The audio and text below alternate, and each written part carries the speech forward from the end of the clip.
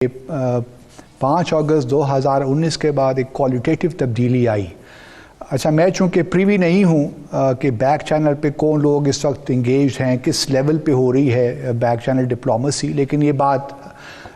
इसको रद्द नहीं किया जा सकता क्योंकि भारत जो 25 फरवरी को जो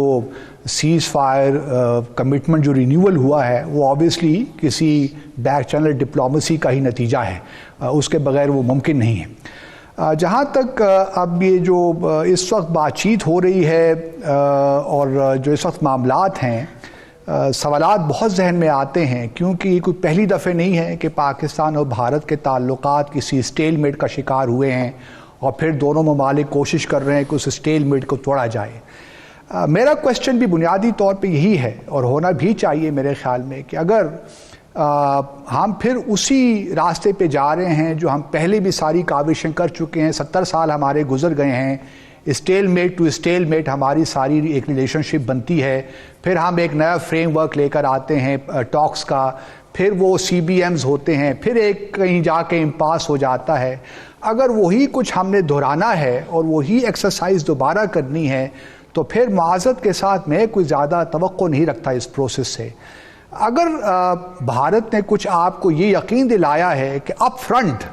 वो कश्मीर पे ये इक़दामात लेने जा रहा है या लेगा, फिर तो चलें, बहुत बड़ी अच्छी बात है, आप इंगेज भी होइए, सब कुछ कीजिए। लेकिन अगर भारत की तरफ से कोई ऐसी एश्योरेंस आपको नहीं है और फिर वो आपको उसी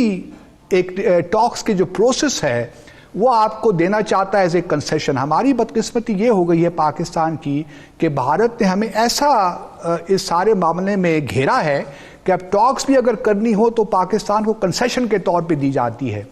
तो हमारे लिए सबसे बुनियादी 5 अगस्त 2019 के बाद मैं समझता हूँ कि हमारे लिए बहुत अहम है कि कश्मीर का मामला तनाज़ा किस तरह हल होगा। अगर कश्मीरियों को कोई ईज़ भी मिल रहा है तो वो किस तरह होगा। क्या हिंदुस्तान की हुकूमत हुर्रियत लीडरशिप को रिहा करने के लिए तैयार है, उनको बाहर आने जाने की इजाज़त है? क्या जो वहाँ पे काले कवानीन हैं उनको उठाने के लिए तैयार है? क्या वहाँ पे जो इस वक्त डीमिलिटराइजेशन करने के लिए तैयार है? अगर ये सारे इक़दामात अप फ्रंट करने के लिए तैयार है फिर तो मैं इस प्रोसेस के हक़ में हूँ, ये होना चाहिए, बैक चैनल में ही रहना चाहिए। लेकिन अगर बात वहीं पे आके रुकनी है कि मुज़ाकरात होंगे, 8 सेगमेंट्स होंगे, कल्चर डिस्कस होगा, इकॉनमी डिस्कस होगी और फिर कुछ थोड़े बहुत CBMs आ जाएंगे, तो मैं आपको यकीन दिलाता हूँ कि कोई तवक्को न रखें आप भारत से। कश्मीर का तनाज़ा वैसे ही रहेगा, वहाँ वैसे ही रियासी दहशतगर्दी जारी रहेगी। एक काउंटर क्वेश्चन ये है कि हमारे सोर्सेज ये दावा करते हैं कि भारत ने ये हिंट किया, हमारे सोर्सेज, एक काउंटर क्वेश्चन है कि हमारे सोर्सेज ये दावा करते हैं कि भारत ने ये हिंट किया है कि वो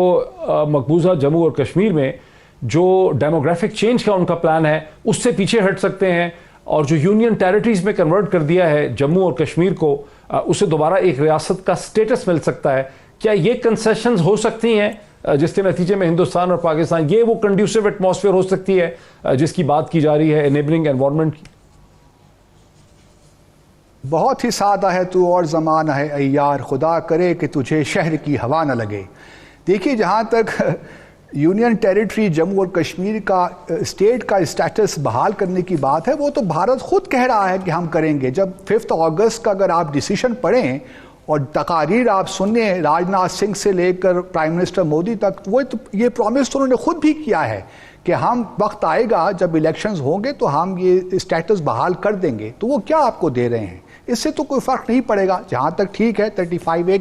की बात है, डेमोग्राफिक चेंजेस ना करने की बात है, वो कुछ समझ में आती है, वो एक अहम नुक्ता है जो कि हमने भी कई बार उठाया और उठाना चाहिए, उसको ज़ोर से उठाना चाहिए। लेकिन क्या बात यहीं पे आके रुक जाएगी या तनाज़ा भी हल होगा? अगर बात सिर्फ यहीं पे आके रुक जाती है, क्योंकि देखिए अभी भी तकरीबन 35 लाख डोमिसाइल्स भारत ने इशू कर दिए हैं इंडियंस को, तो आप किस तरह इस प्रोसेस को रोक सकते हैं? मुझे समझ नहीं आती कि अगर आप फिर उसी मामले में फंस जाएंगे, मुज़ाकरात के मामले में। अभी भारत पे एक प्रेशर है, भारत इस वक्त डेस्परेट है कि आपसे टॉक्स करे। I can assure you, Bharat की इस वक्त कोशिश यही है कि आपसे मुज़ाकरात का सिलसिला बहाल हो। तो हम क्यों प्लेटर में रख के दे रहे हैं? मुझे उसकी वजह क्या है? क्यों जल्दबाजी से काम ले रहे हैं? یہ میں نہیں جانتا کیوں بھارت ڈیسپریٹ ہے, کیا وجہ ہے, کیوں کہتے ہیں آپ کہ بھارت ڈیسپریٹ؟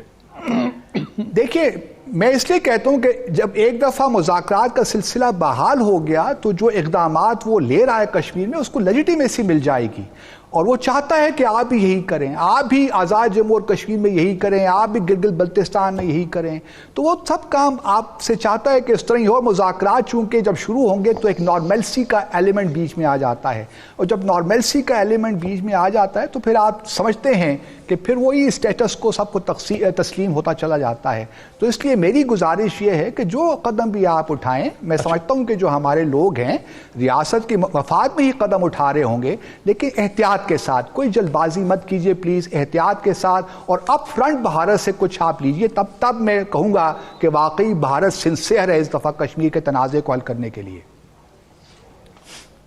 اچھا میرے ساتھ رہیں. جنرل اعجاز ایوان صاحب, میں نے ایک ٹکڑا بھی سنایا احسن اقبال صاحب کا, بہت ہی چپتا پوائنٹڈ ان کا کوشچن ہے, اور بنیادی طور پہ ظاہر ہے پاکستان کی آبادی کے ایک بہت بڑے حصے کے ذہن میں, خاص کر کے پی ایم ایل این جو مین اپوزیشن پارٹی ہے, ان کے ذہنوں میں یہ سوال ہے کہ نواز شریف بھی تو نریندر مودی سے دوستی کرنا چاہ رہے تھے, وہ بھی تو ہندوستان پاکستان میں بہتر تعلقات حاصل کرنا چاہ رہے تھے, اسی کے لیے وہ سیکرٹ پارلیز کر رہے تھے, کبھی جندال سے مل رہے تھے, کبھی کسی اور سے مل رہے تھے. تو اس پروسیس میں اگر وہ خراب تھا, اس پہ ان کو تنقید ہوئی اسٹیبلشمنٹ کی طرف سے, میڈیا کی طرف سے, تحریک انصاف کی طرف سے, تو اب جب اسلام آباد ڈائیلاگ میں کہا جا رہا ہے کہ وی ہیو ٹو بیری دا پاسٹ اور ہمیں کنڈیوسو ایٹماسفیئر چاہیے, تو اس پروسیس میں جو نواز شریف کر رہے تھے اور یہ پروسیس جو بھی ہمارے سامنے ہے, اس میں کیا بنیادی فرق ہے؟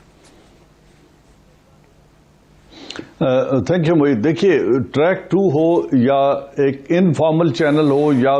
بیک چینل ہو, سیمی فارمل یا فارمل بیک چینل ہو, یہ ہر حال میں جاری رہتے ہیں, ایون حالت جنگ میں بھی جاری رہتے ہیں. اور جب کارگل میں جنگ ہو رہی تھی, پاکستان اور ہندوستان کی فوجیں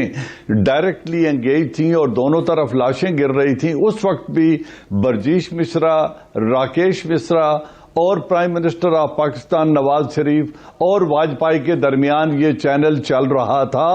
اس میں نسیم زہرا بھی اپنی کتاب میں لکھ چکی ہیں, اس میں بروس رائڈل بھی اپنی کتاب میں لکھ چکے ہیں, اور یہ ایک ریئلٹی ہے کہ اس وقت بھی وہ انگیج کیے ہوئے تھے ہندوستانی پولیٹیکل لیڈرشپ کو, اور ہماری پولیٹیکل لیڈرشپ بھی آن بورڈ تھی. صرف اس میں اگر اندھیرے میں رکھا جا رہا تھا تو وہ اس وقت کی ملٹری لیڈرشپ کو اندھیرے میں رکھا جا رہا تھا, جو کہ ایک اچھا رویہ نہیں ہے. اس لیے اس میں اور اس میں فرق یہ ہے کہ اگر ابھی کارگل کی بات کر رہے ہیں, منسٹر آف پاکستان, میں تو 2014 سے 2018 کے درمیان, 2017 جو 3 برس تھے جب نواز شریف پرائم منسٹر تھے تیسری دفعہ, تو وہ بھی انگیجمنٹ کر رہے تھے, سیکرٹ پارلیز کر رہے تھے, چھپ چھپ کے ملاقاتیں کروا رہے تھے. دیکھیں چھپ چھپ کے ملاقاتیں, پہلی بات یہ ہے کہ اگر اسٹیٹ ایز اے اسٹیٹ وہ کر رہے ہیں اور اس میں کسی اوپننگ کی تلاش کی جا رہی ہے, تو اس کو سبسٹینٹیو ریلیف لینے کے لیے اگر کیا جا رہا ہے تو اس میں کوئی حرج نہیں ہے.